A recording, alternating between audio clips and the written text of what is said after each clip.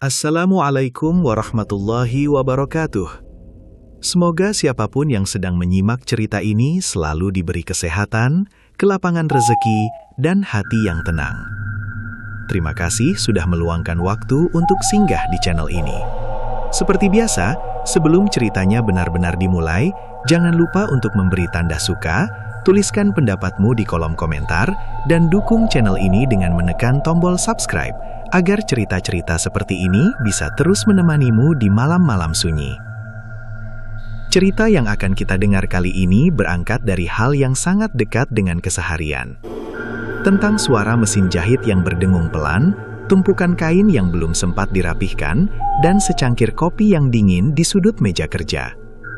Tentang orang-orang biasa yang bangun pagi dengan niat sederhana, bekerja jujur, membawa pulang uang, dan memastikan dapur tetap mengepul.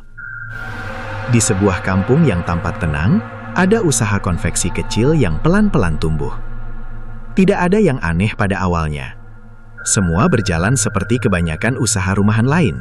Pesanan datang, pekerja lembur, dan harapan ikut dijahit bersama setiap helai kain. Namun, seperti banyak cerita hidup, kadang sesuatu bergerak terlalu mulus untuk sekadar disebut kebetulan. Pagi di gang itu selalu datang pelan, seolah tidak ingin mengganggu siapapun. Matahari belum sepenuhnya naik ketika pintu-pintu rumah mulai terbuka satu persatu. Ada suara sapu lidi diseret di atas semen, suara panci bertemu kompor, dan bau kopi hitam yang menyelinap keluar dari jendela dapur. Di ujung gang, rumah bercat hijau muda sudah lebih dulu hidup. Dari dalamnya terdengar dengung mesin jahit, tidak keras tapi konstan, seperti napas yang sudah terbiasa mengisi ruang. Rumah itu tidak besar, hanya rumah petak yang halaman depannya dipagari seng setinggi dada orang dewasa. Dulu halaman itu kosong, tempat anak-anak bermain layangan. Sekarang dipenuhi tumpukan kain dalam karung plastik, rapi disusun agar tidak menghalangi jalan. Di ruang tengah, 4 mesin jahit berjajar. 2 di antaranya sudah berumur, catnya mengelupas, tapi masih setia bekerja. Kursi plastik biru menghadap meja kayu panjang yang penuh potongan kain. Di dinding tergantung kalender besar. Tanggalnya dilingkari spidol merah. Tenggat pesanan. Pak Rudi berdiri sambil menggulung lengan baju. Tangannya bergerak cekatan. Kebiasaan lama yang tidak pernah benar-benar hilang sejak masih jadi buruh pabrik. Ia mengecat benang, menarik tuas mesin, lalu mengangguk kecil, puas. Baginya, bunyi mesin jahit pagi hari adalah tanda hidup masih berjalan. Satu persatu pekerja datang. Ada Bu Sari yang selalu membawa bekal nasi goreng dari rumah, ada Dimas yang masih muda dan sering menguap, dan ada Mbak Weni yang paling telaten soal lipatan. Mereka saling menyapa dengan suara pelan, seolah takut merusak irama pagi. Pesanan hari ini jaket olahraga, kata Pak Rudi sambil membuka catatan kecil. Kalau rapi, sore bisa lanjut yang seragam. Tidak ada sorak, tidak ada keluhan. Semua mengangguk. Mereka sudah terbiasa. Di kampung ini, kerja keras bukan hal yang perlu dirayakan berlebihan. Cukup dijalani. Menjelang siang, matahari mulai menyengat atap seng. Kipas angin berdengung, beradu dengan mesin jahit yang tak berhenti. Sesekali terdengar suara motor lewat gang, atau teriakan tukang sayur. Hidup berjalan seperti biasa. Sederhana, nyaris membosankan. Saat azan zuhur berkumandang dari musola ujung gang, mesin-mesin itu dimatikan. Suasana mendadak hening. Pak Rudi menatap ruang yang tiba-tiba sunyi itu sejenak, lalu mengambil wudhu. Ada rasa syukur kecil yang tidak pernah ia ucapkan keras-keras. Tentang pekerjaan, tentang rumah yang masih berdiri, tentang hari yang masih bisa dilewati tanpa kekurangan. Tak ada yang aneh hari itu. Tidak ada firasat, tidak ada tanda. Hanya kain, benang, dan manusia-manusia yang berharap esok sedikit lebih baik dari hari ini. Dengung mesin akan kembali terdengar setelah sholat, seperti biasa. Dan di kampung kecil itu, tidak ada seorang pun yang menyangka bahwa bunyi akrab itu kelak akan berubah makna. Hari-hari setelah itu berjalan lebih sibuk dari biasanya. Belum seminggu sejak pesanan jaket olahraga selesai, Pak Rudi kembali menerima telepon dari nomor yang tidak ia simpan. Suaranya di seberang terdengar tergesa tapi sopan, menanyakan kapasitas produksi dan harga. Pak Rudi menjawab apa adanya, menyebut angka yang menurutnya wajar untuk ukuran konveksi kampung. Telepon itu ditutup dengan ucapan terima kasih singkat. Pak Rudi tidak terlalu memikirkannya. sampai sore harinya pesan masuk kembali. Kali ini berupa daftar ukuran, jumlah dan tenggat yang cukup ketat. Jumlahnya lebih besar dari pesanan sebelumnya. Jauh lebih besar. Alhamdulillah, gumam Pak Rudi sambil menatap layar ponsel. Ia menghitung cepat di kepalanya. Kalau semua berjalan lancar, bukan hanya biaya sekolah anaknya yang aman, tapi juga sisa cicilan mesin jahit bisa dipercepat. Keesokan harinya, suasana rumah konveksi terasa berbeda. Kain datang bertumpuk, diantar mobil bak terbuka yang berhenti agak lama di mulut gang. Beberapa tetangga melongok, ada yang sekedar melihat, ada pula yang bertanya ringan sambil tersenyum. "Wah, rame sekarang Pak," kata seorang ibu sambil menggendong anaknya. Pak Rudi hanya tertawa kecil. "Lagi ada rezeki," jawabnya singkat. Para pekerja mulai datang lebih pagi. Bu Sari bahkan sudah menyiapkan kopi sebelum mesin dinyalakan. Dimas terlihat lebih bersemangat dari biasanya, sementara Mbak Weni sibuk mencatat potongan kain agar tidak tertukar. Tidak ada keluhan, hanya rasa heran yang disimpan masing-masing. Yang aneh, pesanan berikutnya datang sebelum pesanan pertama benar-benar selesai. Seolah ada yang memperhatikan ritme kerja mereka. Begitu satu tenggat hampir tercapai, pesan baru menyusul. Polanya terlalu rapi, terlalu tepat waktu. Pak Rudi sempat membicarakannya dengan istrinya malam itu. Mereka duduk di dapur, ditemani lampu kuning redup dan suara televisi dari rumah tetangga. "Kayaknya orang-orang sekarang tahu tempat kita," kata istrinya pelan. Pak Rudi mengangguk. Ia ingin percaya itu hasil kerja keras dan doa selama ini. Bukankah memang begitu seharusnya? Usaha yang tekun akhirnya dilihat orang. Namun di sela-sela kesibukan, ada hal kecil yang luput dari perhatian. Gulungan benang di rak seakan lebih lama habisnya. Kain selalu terasa cukup, bahkan ketika hitungan di catatan seharusnya sudah berkurang banyak. Pak Rudi sempat mengernyit, lalu menepis pikiran itu. Mungkin ia hanya terlalu lelah. Malam-malam mulai diisi suara mesin lebih lama. Lampu ruang tengah sering masih menyala ketika gang sudah sepi. Sesekali terdengar langkah orang lewat yang melambat, lalu menjauh kembali. Tidak ada yang benar-benar salah, hanya perubahan ritme yang pelan-pelan menggeser kebiasaan lama. Di musola, beberapa warga mulai menyebut nama Pak Rudi dalam doa, dengan nada kagum. "Sekarang konveksinya maju," kata seseorang. Pak Rudi mendengarnya sambil tersenyum.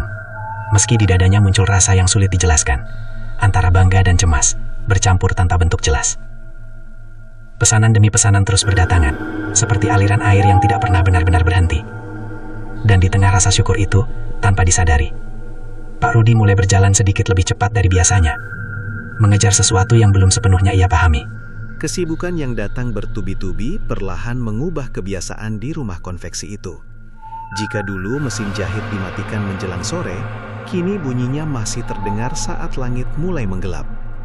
Awalnya hanya setengah jam tambahan, lalu menjadi 1 jam, dan tanpa disadari melewati waktu maghrib. Pak Rudi selalu menjadi orang terakhir yang mematikan mesin. Ia berdiri di tengah ruangan, memastikan benang tidak kusut dan kain tersusun rapi. Di luar, gang mulai sepi. Anak-anak sudah masuk rumah, suara televisi terdengar samar dari balik dinding, dan angin malam membawa aroma tanah lembab. "Pak, lanjut lagi nggak?"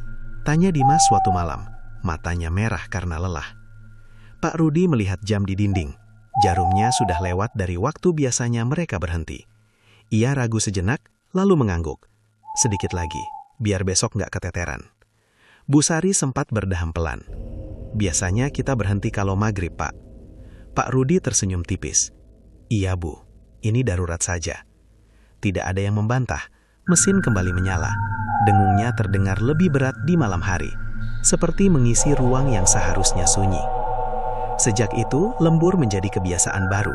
Kopi diseduh lebih sering, nasi bungkus datang lebih larut. Pak Rudi mulai jarang ikut sholat berjamaah di musola.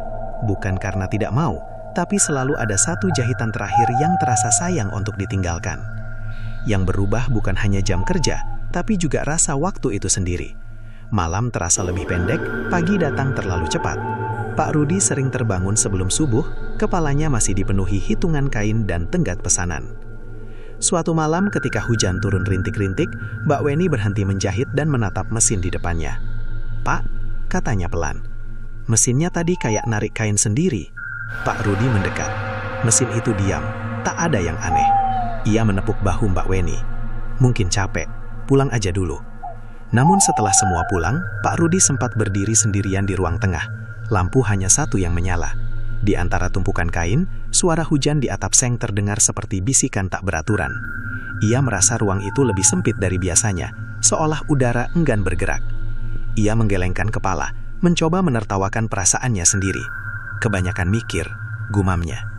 Keesokan harinya, ia menyadari sesuatu yang kecil tapi mengganggu. Kalender di dinding masih menunjukkan tanggal yang sama seperti kemarin. Pak Rudi yakin belum menggantinya, tapi ia juga yakin sudah menandai hari itu sebelumnya. Ia mencoret ulang, lalu melanjutkan kerja.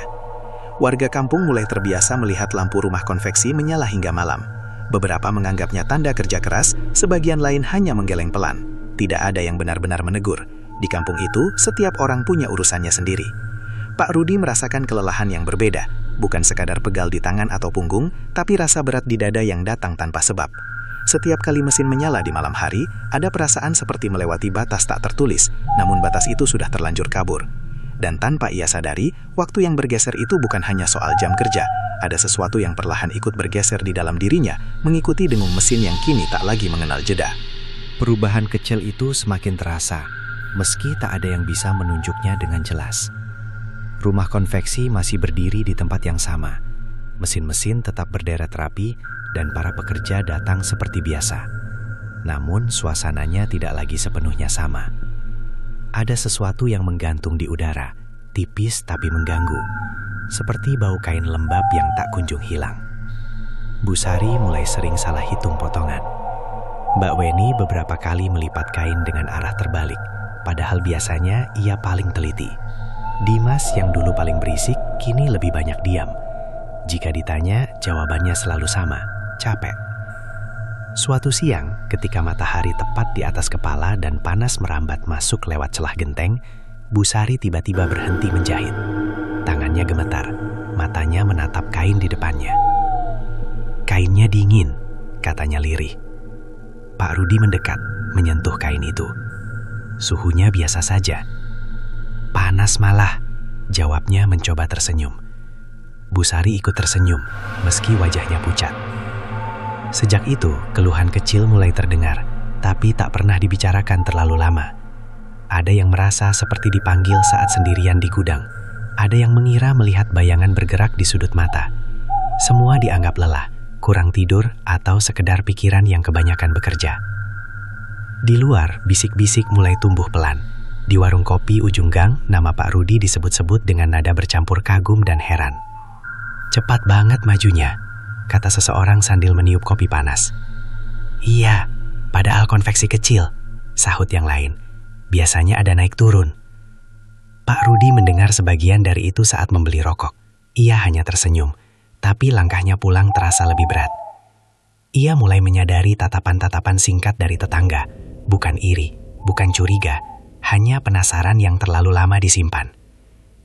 Malam hari menjadi waktu yang paling tidak nyaman. Saat lembur, suara mesin terdengar berbeda, seperti berlapis. Kadang Pak Rudi merasa dengungnya tidak seirama, seolah ada satu mesin tambahan yang tak terlihat. Ia menghitung, 4 mesin, semuanya ada di tempat, namun perasaan itu tidak pergi. Suatu malam, ketika semua pekerja sudah pulang, Pak Rudi masuk ke gudang belakang untuk mengambil kain. Lampu kecil di sana berkedip. Tumpukan karung tampak lebih tinggi dari ingatannya. Saat ia menarik satu gulungan kain, ada suara gesekan lain di belakangnya, pelan tapi jelas. Ia menoleh. Gudang kosong. Pak Rudi menelan ludah, lalu keluar tanpa menutup pintu gudang sepenuhnya. Malam itu, ia sulit tidur. Bukan karena mimpi buruk, melainkan karena perasaan seolah pekerjaannya belum selesai, meski tubuhnya sudah berbaring. Keesokan harinya, Mbak Weni menemukan benang terurai panjang di lantai, membentuk garis tak beraturan menuju sudut ruangan. Tidak ada yang tahu siapa yang menjatuhkannya. Pak Rudi memungut benang itu, menggulungnya kembali dengan tangan sedikit gemetar. Tidak ada yang berani menyebut kata aneh. Tidak ada yang berani menuduh apapun. Semua berjalan seperti biasa, tapi kewajaran itu terasa dipaksakan, seolah setiap orang diam-diam sepakat untuk tidak bertanya terlalu jauh. Di antara kain yang terus bertambah dan mesin yang tak pernah benar-benar diam, bisik-bisik itu tetap ada. Tidak keras, tidak jelas, tapi cukup untuk membuat siapapun merasa sedang diawasi, bahkan saat sendirian. Perubahan itu akhirnya menemukan wujudnya, bukan dalam bentuk kejadian besar, melainkan lewat pertemuan yang terasa biasa saja. Sore itu, ketika hujan baru saja reda dan gang masih basah, seorang pria datang ke rumah konveksi. Usianya sekitar 50-an, tubuhnya kurus, pakaiannya sederhana, kemeja lusuh dan sandal jepit. Wajahnya mudah dilupakan, seperti kebanyakan orang yang sering lalu lalang di kampung. Ia memperkenalkan diri sebagai Pak Wiryo, mengaku pernah bekerja di pabrik tekstil yang kini sudah tutup di pinggir kota. Katanya, ia mendengar usaha Pak Rudi sedang berkembang dan ingin menawarkan bantuan. Bantuan apa? Tanya Pak Rudi sambil menyuguhkan teh hangat. Pak Wiryo tersenyum tipis. Jalur bahan, sama sedikit cara supaya usaha Bapak nggak seret. Tidak ada penjelasan rinci, tidak ada proposal, hanya obrolan pelan yang lebih banyak diisi jeda. Pak Wiryo menyebut beberapa hal seolah sambil lalu. Jangan sering memindahkan mesin, biarkan satu sudut ruangan tetap gelap, dan kalau bisa, jangan menolak pesanan yang datang mendadak. Kenapa begitu? Tanya Pak Rudi. Pak Wiryo mengangkat bahu. Biar alurnya nggak putus. Kata alur itu diucapkan dengan nada aneh, seakan tidak sepenuhnya merujuk pada pekerjaan. Pak Rudi ingin tertawa, tapi entah kenapa tidak jadi. Ia hanya mengangguk, lebih karena sopan santun daripada setuju. Sebelum pulang, Pak Wiryo berdiri cukup lama di depan ruang tengah. Matanya menyapu mesin-mesin jahit, lalu berhenti di gudang belakang. Tempat ini cocok, katanya pelan. Asal dijaga keseimbangannya. Setelah pria itu pergi, hujan kembali turun tipis. Pak Rudi duduk sendirian di ruang tengah, menatap cangkir teh yang sudah dingin. Ia mencoba mengingat detail wajah Pak Wiryo, tapi yang tersisa hanya perasaan tidak nyaman, seperti habis menyetujui sesuatu tanpa benar-benar tahu isinya. Anehnya, sejak pertemuan itu, segalanya terasa lebih lancar. Bahan datang tepat waktu, bahkan lebih murah dari biasanya. Pesanan baru masuk tanpa perlu dicari. Pak Rudi sempat bertanya-tanya, tapi rasa syukur selalu datang lebih dulu, menutup pertanyaan sebelum sempat tumbuh. Ia mulai mengikuti beberapa saran kecil tanpa sadar. Mesin di sudut ruangan dibiarkan jarang dipakai. Lampu gudang belakang tidak pernah diganti meski sering berkedip. Dan ketika ada pesanan besar datang di malam hari, Pak Rudi tidak lagi ragu menerimanya. Bu Sari sempat bertanya, "Pak, kenapa sekarang kainnya disimpan terpisah?" Pak Rudi menjawab singkat, "Biar rapi." Tidak ada yang mempersoalkan. Semua sibuk dengan pekerjaannya masing-masing. Namun di dalam diri Pak Rudi, ada sesuatu yang berubah. Ia mulai merasa seperti penjaga, bukan pemilik. Seolah tugasnya hanya memastikan semuanya berjalan sesuai alur yang sudah ditentukan. Suatu malam ia terbangun tanpa sebab. Dari ruang tengah terdengar dengung mesin yang sangat pelan, hampir seperti ilusi. Pak Rudi duduk di tepi kasur, menahan napas. Dengung itu berhenti ketika ia menyalakan lampu. Ia tidak menceritakan hal itu pada siapapun. Beberapa hal ia rasa lebih aman disimpan sendiri. Lagi pula bukankah semua ini membawa kebaikan? Usaha maju, pekerja tetap digaji, keluarga tercukupi. Namun jauh di dalam hatinya, Pak Rudi tahu satu hal. Sejak sore hujan itu, ia seperti sudah melangkah ke jalur yang tidak sepenuhnya ia pahami. Jalur yang tidak pernah diucapkan, tapi pelan-pelan menuntut untuk diikuti. Awalnya hanya kelelahan biasa. Pak Rudi menganggapnya wajar. Jam kerja yang panjang, pikiran yang terus berputar, dan tanggung jawab yang semakin besar.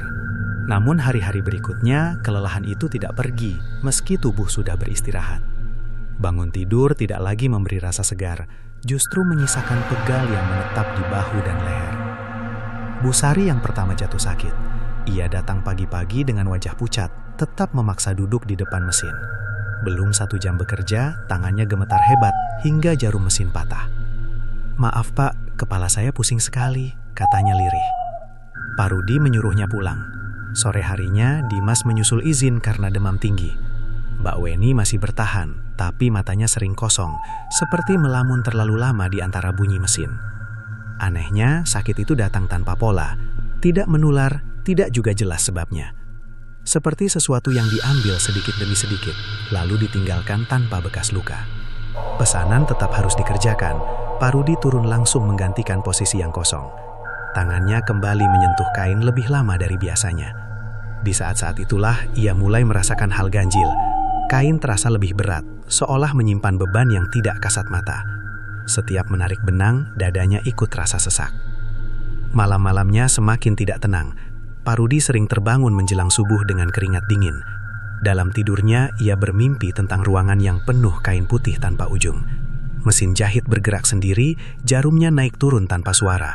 Sementara ia berdiri di tengah ruangan, tak bisa bergerak, hanya menyaksikan. Ia mulai kembali ke musola. duduk lebih lama setelah sholat. Ada doa-doa yang terucap pelan, ada juga yang hanya berhenti di dada. Namun bahkan di sana, pikirannya tidak benar-benar lepas dari rumah konveksi. Seperti ada ikatan yang menariknya kembali, kuat tapi halus. Istrinya mulai menyadari perubahan itu. "Kamu jarang ketawa sekarang," katanya suatu malam. Pak Rudi hanya mengangguk. Ia tidak tahu harus menjawab apa. Bagaimana menjelaskan rasa lelah yang bukan hanya milik tubuh. Suatu sore, Mbak Weni pingsan di ruang tengah. Tidak ada luka, tidak ada darah. Hanya tubuh yang tiba-tiba roboh di antara tumpukan kain.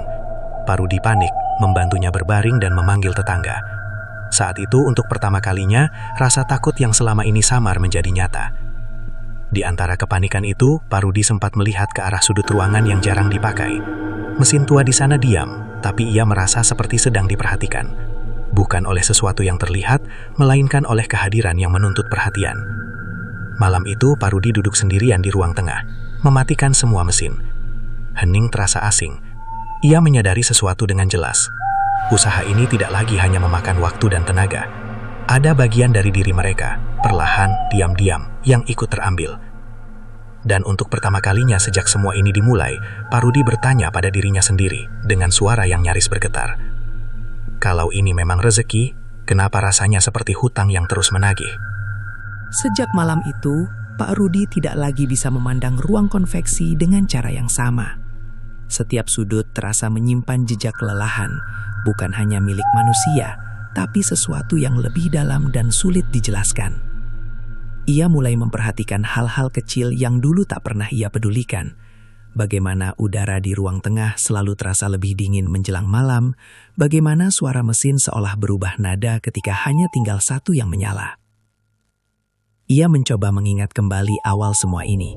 Pesanan yang datang terlalu rapi, bahan yang tak pernah terasa kurang, dan Pak Wiryo dengan kalimat-kalimatnya yang menggantung seolah sengaja tidak ingin dimengerti sepenuhnya.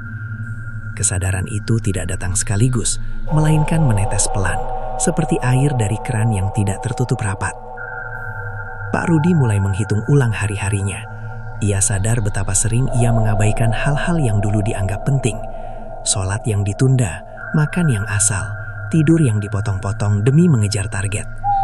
Semua dilakukan dengan alasan tanggung jawab, padahal kini ia bertanya-tanya, tanggung jawab kepada siapa? Ia mencoba bicara pada istrinya, meski tidak sepenuhnya jujur. "Kalau kita kurangi pesanan, gimana?" tanyanya suatu malam. Istrinya terdiam cukup lama. "Keuangan kita bakal berat," jawabnya akhirnya. "Tapi kalau kamu capek, kita bisa cari cara lain." Jawaban itu justru membuat dadanya sesak. Pak Rudi sadar, bukan hanya dirinya yang terikat.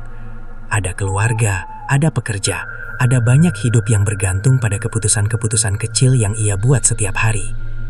Keesokan harinya, ia mematikan satu mesin lebih awal. Tidak ada alasan jelas, hanya dorongan yang muncul tiba-tiba. Ruang tengah terasa lebih sunyi dari biasanya.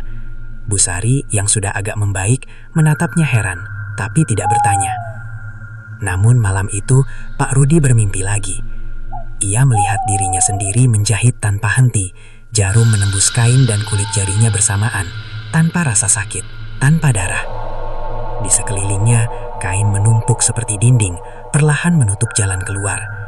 Ia terbangun dengan napas terengah, dadanya basah oleh keringat. Pagi harinya, pesanan baru masuk, lebih besar dari sebelumnya, dengan tenggat yang hampir mustahil. Pak Rudi menatap layar ponsel lama sekali. Jarinya gemetar di atas tombol balas.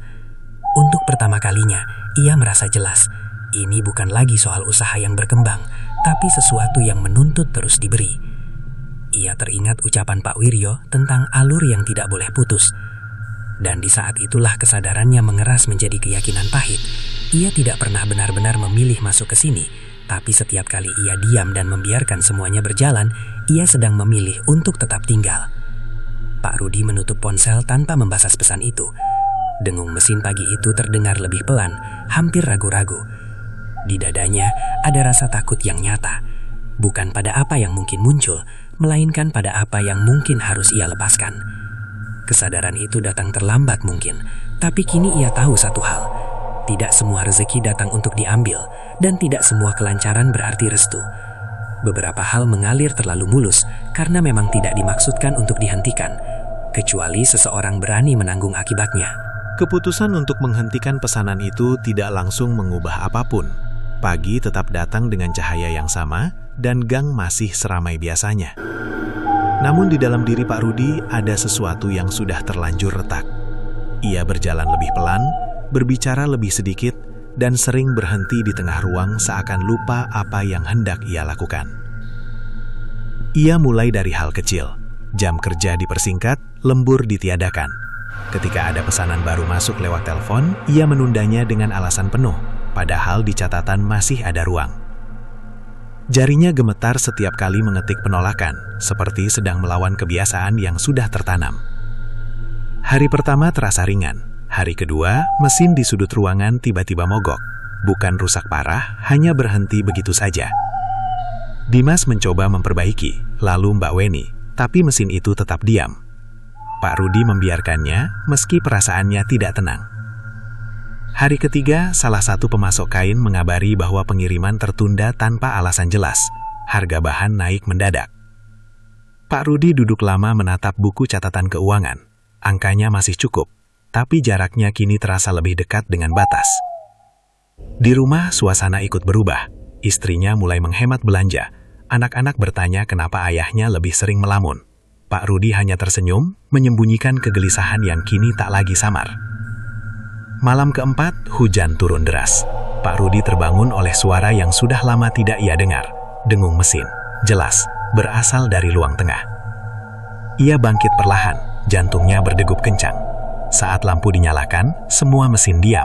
Hanya bau oli yang terasa lebih tajam dari biasanya. Ia berdiri lama di sana, sendirian. Untuk pertama kalinya, ia bicara dengan suara pelan. Hampir seperti berdoa, hampir seperti meminta izin. Tidak ada jawaban, hanya hening yang terasa menekan. Keesokan harinya, Bu Sari kembali izin tidak masuk karena sakit. Mbak Weni terlihat semakin pucat. Pak Rudi mulai bertanya-tanya, apakah keputusannya justru memperparah keadaan? Apakah berhenti itu sebuah penolakan yang datang terlalu terlambat? Ia mencoba mencari Pak Wiryo, mendatangi alamat yang dulu disebutkan, bertanya ke beberapa orang. Tidak ada yang mengenal nama itu, seolah pria itu hanya pernah ada pada satu sore hujan, lalu menghilang tanpa jejak.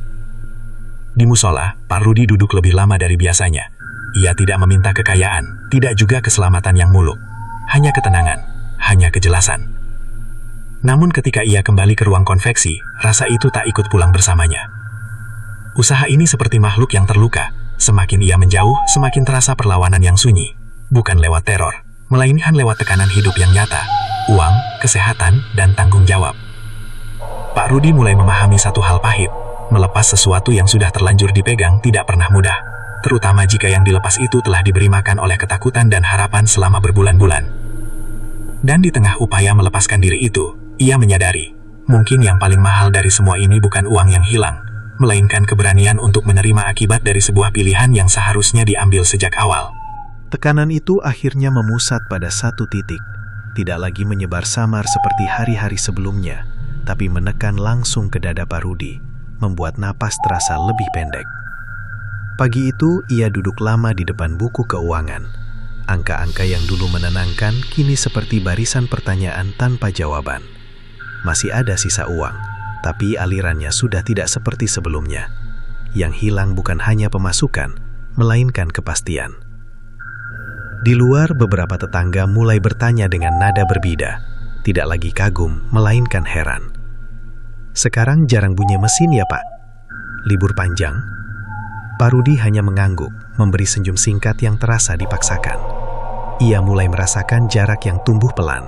Jarak yang tidak diciptakan oleh omongan buruk, tapi oleh perubahan yang tak bisa dijelaskan. Di dalam konveksi, suasana semakin sunyi. Bu Sari belum kembali bekerja.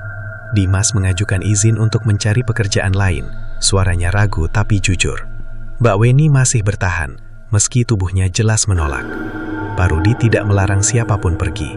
Ia sadar, mempertahankan mereka dalam kondisi seperti ini justru lebih kejam. Sore itu pesanan besar kembali datang, nomor tak dikenal. Jumlahnya cukup untuk menutup semua kekurangan, bahkan memberi ruang bernapas yang luas. Tenggatnya ketat tapi bukan mustahil. asal semua mesin dinyalakan lagi, asal ritme lama dikembalikan. Pak Rudi memegang ponsel itu lama sekali, tangannya dingin. Ia tahu, inilah titik yang selama ini ditunggu-tunggu, entah oleh siapa. Tidak ada suara, tidak ada bayangan, hanya pilihan yang berdiri jelas di hadapannya. Jika ia menerima, semuanya mungkin kembali normal. Pekerja bisa digaji, cicilan aman, dan rumah kembali hidup. Tapi ia juga tahu, harga yang dibayar tidak akan berhenti di sini. Akan ada sakit berikutnya, akan ada bagian diri yang kembali terkikis. Jika ia menolak, dampaknya juga nyata. Usaha bisa benar-benar berhenti. Ia harus menjelaskan pada keluarga, pada pekerja, pada dirinya sendiri, bahwa semua ini berakhir tanpa kemenangan. Malam turun perlahan. Pak Rudi mematikan lampu ruang tengah, menyisakan satu di dekat pintu. Ia duduk sendirian, mendengarkan keheningan yang kini terasa lebih jujur daripada dengung mesin. Di saat itulah ia menyadari sesuatu yang paling menyakitkan. Selama ini ia menyebut semua keputusannya sebagai terpaksa, padahal sebagian besar lahir dari rasa takut kehilangan. Tak ada yang memaksanya menjawab pesan itu. Tidak ada tangan gaib yang menekan. Justru itulah yang membuatnya gemetar. Pilihan ini sepenuhnya miliknya. Dengan napas berat, Pak Rudi menutup layar ponsel. Bukan dengan marah, bukan dengan keyakinan penuh, tapi dengan kelelahan yang akhirnya jujur. Apapun yang terjadi setelah ini, ia tahu satu hal. Ia tidak ingin lagi hidup dengan perasaan diawasi oleh sesuatu yang tumbuh dari komprominya sendiri. Malam itu rumah konveksi benar-benar sunyi. Dan di dalam kesunyian itu, Pak Rudi menunggu, bukan teror, bukan keajaiban, melainkan konsekuensi. Pagi datang tanpa perubahan apapun, dan justru itu yang terasa paling berat. Tidak ada suara mesin menyambut matahari, tidak ada kesibukan kecil yang biasa mengisi ruang tengah. Rumah konveksi itu diam, seperti menahan napasnya sendiri. Pak Rudi bangun lebih awal dari biasanya. Ia duduk di ruang tengah, memandangi mesin-mesin yang berjajar rapi. Untuk pertama kalinya sejak usaha itu berdiri, ia tidak merasa dikejar waktu. Yang ada justru rasa kosong. Dan anehnya, di balik kekosongan itu ada sedikit kelegaan. Ia mulai merapikan ruang. Kain-kain yang tersisa dilipat perlahan, benang-benang dikumpulkan. Setiap gerakan terasa seperti perpisahan yang tidak diucapkan. Di sudut ruangan, mesin tua yang jarang dipakai masih berdiri. Pak Rudi menatapnya lama, lalu mematikan aliran listrik sepenuhnya. Saklar itu berbunyi kecil saat ditekan, tapi di dadanya bunyinya terasa jauh lebih besar. Hari itu ia memanggil Mbak Weni. Mereka duduk berhadapan, tanpa mesin menyala di antara mereka. "Kalau kamu mau berhenti, saya ngerti," kata Pak Rudi pelan. Mbak Weni mengangguk.